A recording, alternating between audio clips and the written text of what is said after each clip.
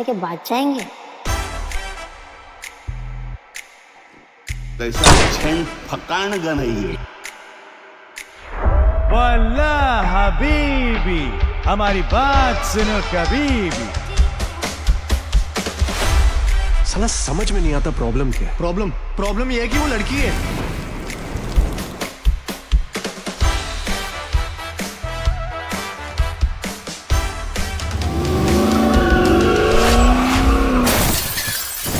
तो दोस्तों आज हम एक्सप्लेन करने वाले हैं बॉलीवुड में आई और एक नया फ्रेश मूवी खेल खेल में। इस मूवी का स्टोरी लाइन थोड़ा प्रॉमिसिंग लग रहा है। ये एक कॉमेडी ड्रामा तरीके का मूवी है पर स्टोरी बहुत ही अच्छा है, आपको बांध के रखेगा। मुझे लगता है इस मूवी से अक्षय कुमार की कमबैक भी पॉसिबल है। तो हम लोग ज्यादा देरी नहीं करेंगे, स्टोरी को चलिए शुरू करते हैं। मूवी के शुरुआत में हमको जयपुर की एक शादी दिखाया जाता है जहाँ पर हम देखते हैं वर्तिका की बहन की शादी होती है और उधर उसके पति ऋषभ और उनके कॉमन फ्रेंड्स भी आए थे। इसमें से पहला होता है हरप्रीत सिंह और उसकी वाइफ। सिंह एक कार फैक्ट्री में काम करता है और हरप्रीत घर में ही रहती है। वो यूट्यूब वीडियो बनाई करती है, थोड़ी जल्दी किस्म की है ये लड़की। फिर आता है समीर और उसकी वाइफ। समीर उसी की ही वाइफ के कंपनी में काम करता है मैनेजिंग पोस्ट पे, उसके ससुर के नीचे, और हर दिन वो ह्यूमिलेट होता है। फिर आता है कबीर जो कि सिंगल होता है, उसके गर्लफ्रेंड इस पार्टी में नहीं आई। अभी इनमें से सबसे ज्यादा ढीठ और शरारत भरा होता है ऋषभ। वो हमेशा सबकी टांग खींचता रहता है और लड़कीबाजी में तो बंदा एक नंबर,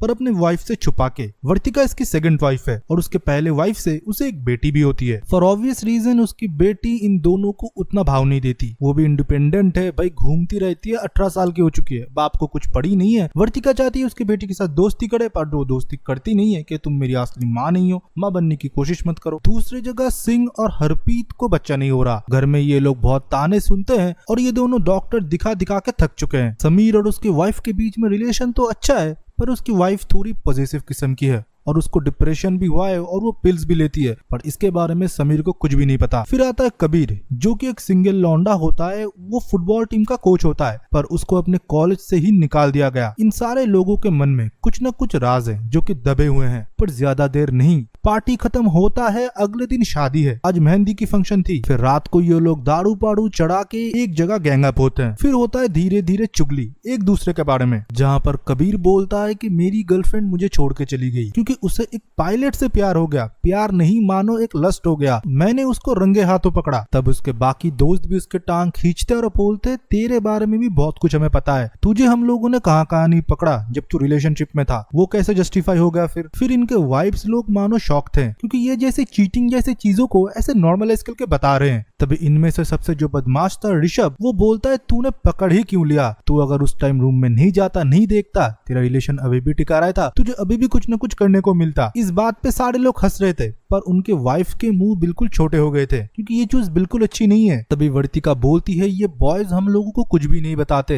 ये अपने दोस्त के सीक्रेट अपने तक ही रखते हैं, दूसरे के बीवी को भी ये नहीं बताते कि उसका घर बच जाए। तभी ऋषभ बोलता है कि जान के ही तुम क्या करोगे, झगड़ा करोगे, अलग हो जाओगे, इससे अच्छा जितना कम जानो। कितने सीक्रेट होते हैं तुम लोगों को भी होंगे। तभी वर्तिका और बाकी लड़कियां भी बोलते हैं वी हैव ए प्लान, आज कोई भी सीक्रेसी नहीं रहेगी, हम लोग अपना अपना फोन एक पब्लिक प्रॉपर्टी टेबल पे रखेंगे और कोई भी फोन टेक्स्ट आता है तो लाउडली उसको पढ़ना पड़ेगा एंड लाउडली उसको सबको सुनाना पड़ेगा। कोई तुम लोगों के सीक्रेट किसी से नहीं छुपेंगे, आज हम लॉयल है या तुम, दूध का दूध पानी का पानी हो जाएगा। पहले तो कोई भी नहीं राजी होता, न समीर होता है न सिंह होता है ना कि हमारा सिंगल लौंडा कबीर। तभी वर्तिका बोलती है कि तुम्हारा लीडर है ना, वो सबको दिलासा देगा, तुम लोग डरो मत, वो कुछ ना कुछ बोलेंगे। तब ऋषभ बोलता है हम डरते थोड़ी ना है, हम कुछ गलत थोड़ी ना कर रहे, तुम लोग रख दो बॉयज अपना फोन, और वो अपने साथ बाकियों को भी ले डूबता है। फिर शुरू होता है खेल, सारे लोग अपने फोन टेबल में रख देते हैं। पूरे कमरे में डर का माहौल था कि किसके फोन में मैसेज आएगा, किसके फोन में कॉल आएगा, सारे लोग डर चुके थे। तभी समीर और ऋषभ जाते हैं थोड़ा खाना लेने के लिए। तभी समीर उससे पूछता है ये क्या सारा गेम, तूने मुझको इधर फंसा दिया। तभी ऋषभ बोलता है तेरे फोन में कुछ है क्या। समीर फिर नो बोलता है और उधर से चला आता है। ऋषभ बोलता है ठीक है तू जा, मैं शैंपेन लेके आता हूँ। फिर थोड़ी देर बाद समीर के फोन में एक मैसेज आता है कि baby I need you, I need your whole body. ये देखने के बाद उसकी वाइफ शॉक हो जाती है और बोलती है कि ये कौन है। समीर बोलता है ये अननोन नंबर है, इससे पहले कभी भी मैसेज नहीं आया। उसकी वाइफ बोलती है मैसेज तो डिलीट भी हो सकती है। पूरा डर का माहौल रूम में छा चुका था। तभी ऋषभ शैंपेन लेके आता है और बोलता है इतना डाउट है तो कॉल कर ले। इस बंदे ने तो और भी लगा दिया। फिर जब समीर के फोन से कॉल किया जाता है, एक लड़की बोलती है कि हु इज दिस। समीर बोलता है कि आपने मेरे फोन पे मैसेज किया है। वो लड़की तब बोलती है कोई समवन मेरा फोन मांगता है ऋषभ करके, वो अपने दोस्त को मैसेज करने के लिए। तब सब समझ जाते हैं कि ये प्रैंक ऋषभ ने किया है और सारे लोग उसके ऊपर गुस्सा करते हैं। समीर तो बहुत चढ़ जाता है उसके ऊपर कि तू मेरा घड़ी तोड़ रहा था। फिर थोड़ी देर बाद आता है कबीर का नंबर। उसका फोन बजता है, उसके ब्रदर ने कॉल किया था। वो लाउड पे दे के बातें कर ही रहा था। वो बताता है कि तेरा सस्पेंशन रुका कि नहीं, मतलब उसके स्कूल के बारे में पूछ रहे थे। टीचर्स ने पॉलिटिक्स करके उसको स्कूल से निकाल दिया। तभी उन सारे फ्रेंड्स को कबीर की असलियत पता चलता है कि वो अभी जॉब ढूंढ रहा है। सारे लोग उसको एम्पैथाइज करते हैं और बोलते हैं कि तू चिंता मत कर, हम कुछ न कुछ जुगाड़ कर लेंगे। दूसरे जगह हम समीर की वाइफ को देखते हैं जो कि वर्तिका के साथ बात कर रही होती है। वो बोलती है तुमने मेरा बहुत हेल्प किया आज के इस इवनिंग के लिए और मेरे डिप्रेशन के पिल की वजह से, पर इसके बारे में मैंने समीर को नहीं बताया। वर्तिका बोलती है तुमको बता देना चाहिए था।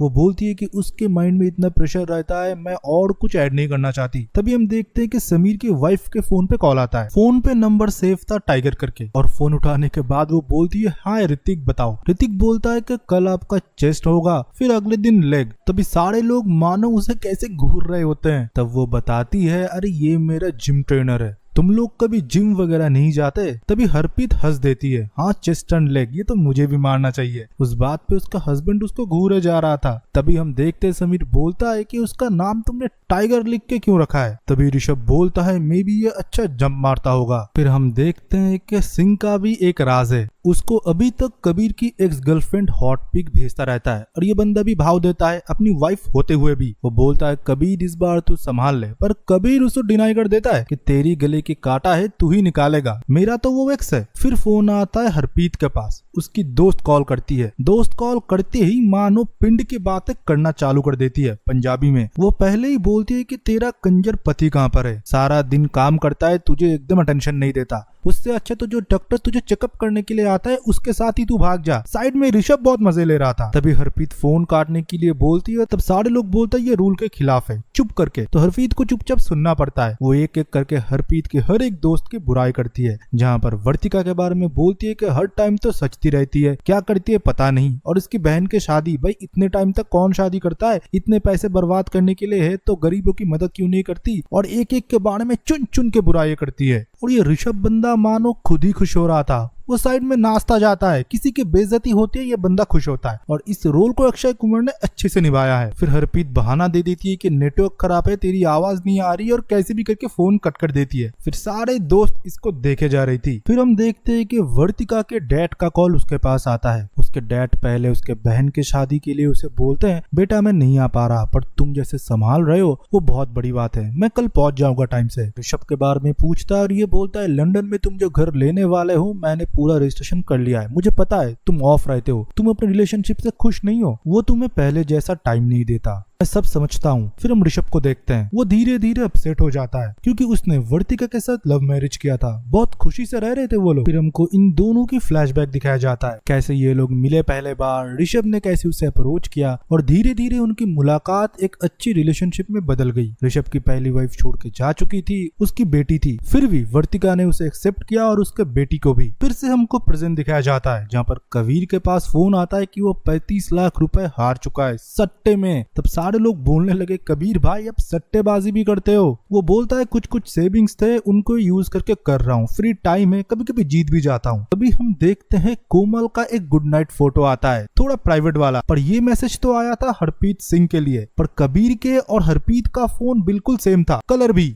तो कबीर ने लास्ट में सोचा कि दोस्त की मदद वो कर ही देगा, तो दोनों के फोन एक्सचेंज कर ले जाते हैं और फोटो लगता है सबको कि कबीर के फोन में आया है। सब लोग कबीर के टांग खींचने लगे कि एक गर्लफ्रेंड होने के बावजूद भी तुम अपने एक्स गर्लफ्रेंड के साथ ये सब करते हो। कबीर को ये सब कुछ बहुत एम्बैरेसिंग लग रहा था क्योंकि उसने धोखा भी नहीं दिया, इसका कंजर दोस्त ये सब कुछ कर रहा है। तभी हम देखते कि ऋषभ के फोन पे एक कॉल आता है और बोलता है कि भैया अब जल्दी मेरे कमरे में आ जाओ, आपसे कुछ इंपॉर्टेंट बातें करने हैं। फिर ऋषभ अपना फोन फोन गलती से भूल के उसके भाई के कमरे में चला जाता है। तभी हम देखते हैं कि वर्तिका को एक मेल मिलता है जहां पर एस्कॉर्ट सर्विस की मेल आया था और उस सर्विस का प्रीमियम मेंबर था ऋषभ। सारे लोग तब शॉक थे इंक्लूडिंग वर्तिका। फिर थोड़ी देर बाद जब हमारे ऋषभ भैया आते हैं और बोलते हैं कि वो खामखा डर रहा था कि शादी के बाद सब कुछ ठीक हो जाएगा ना, मैंने उसको अच्छे से बोल दिया बस निभाना होता है, इतना ही देखना, एक दूसरे के मर्डर मत कर देना, बाकी सब कुछ सही है। सही बोला ना डार्लिंग। और उनके डार्लिंग वर्तिका ने उनका एस्कॉर्ट सर्विस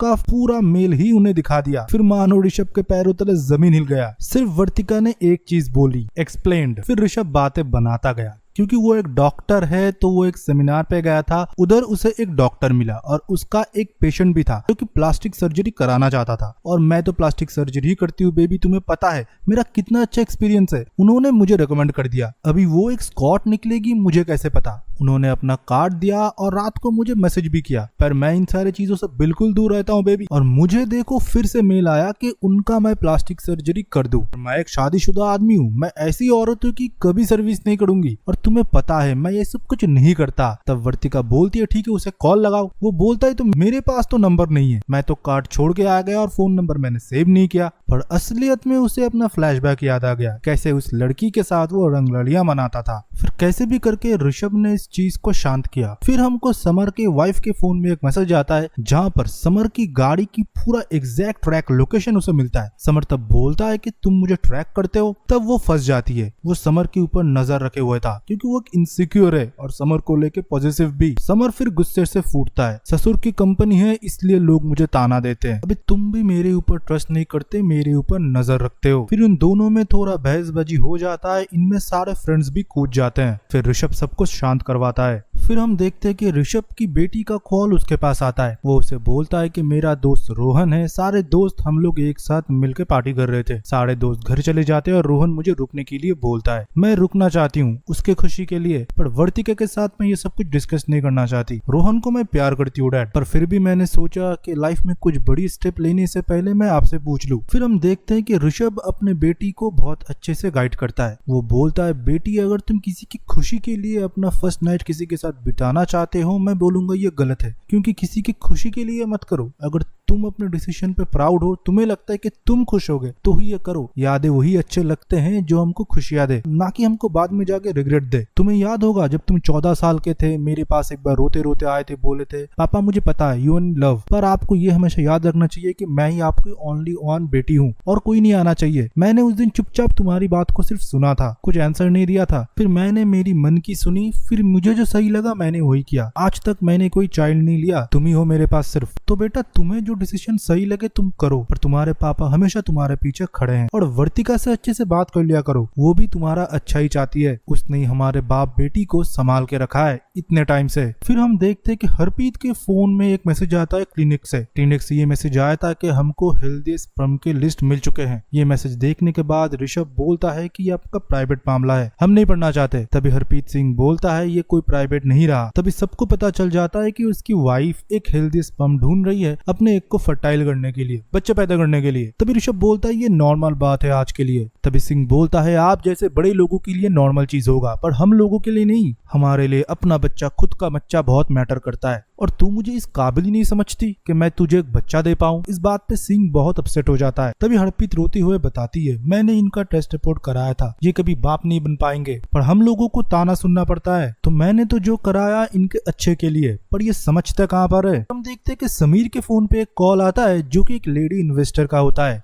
जिसके लिए समीर ने इटली से एक हार मंगवाया था एक डील क्रैक करने के लिए। पर वॉइस नोट में वो तो समीर के साथ इंटीमेट वाले बातें कर रहे थे। ये सुनने के बाद उसकी बीवी बोलती है तुम ये सब कुछ कर रहे हो। वो बोलता है कि डील के लिए करना पड़ता है, पर मैं उतना नहीं गिर सकता, सिर्फ ये गिफ्ट था कि ये डील क्रैक हो पाए, पर उनकी गुड़ी नजर मेरे ऊपर है। फिर क्या था, उसकी बीवी मानो पागल सी हो जाती है, इतनी पॉजिटिव जो है। वो छत पे चली जाती है सुसाइड करने के लिए। फिर कैसे भी करके उसे उतारा जाता है और सबका मुंह लटक जाता है। सारे लोग तब मायूस हो चुके थे ये गेम खेलते खेलते। हम देखते हैं एक दूसरे की बीवी को दूसरा वाला समझाता है एक फ्रेंड्स की तरह, और सब कुछ एक्सप्लेन करने की कोशिश करता है, पर ऋषभ वाला अभी भी एक्सप्लेन नहीं हुआ था। फिर ऋषभ भी खुद कन्फेस करता है मैं ये जो कुछ कर रहा रहा था, तुम्हारे भाई के लिए कर रहा था। उसे कुछ नया एक्सपेरिमेंट करना था शादी से पहले, इसलिए स्क्वाड वाले का नंबर मैंने ही उसे दिया था थोड़ा हेल्प करने के लिए। ये मॉडर्न जमाने में चलता है, मेरे साथ कोई भी रिश्ता नहीं है उसका। धीरे धीरे सारा चीज तो एक्सप्लेन होता है, फिर भी एक दूसरे के लिए मन में इनके खटास रह जाते हैं। कुछ कुछ के रिलेशनशिप ठीक होते हैं, कुछ के तो बहुत बिगड़ जाते हैं। तो इसी अनोखे खेल के साथ इस मूवी की कहानी खत्म होता है। आई होप आपको एक्सप्लेनेशन पसंद आया होगा। अगर पसंद आता है तो वीडियो को लाइक करे, कमेंट सेक्शन में अपना ओपिनियन दे। इसके बाद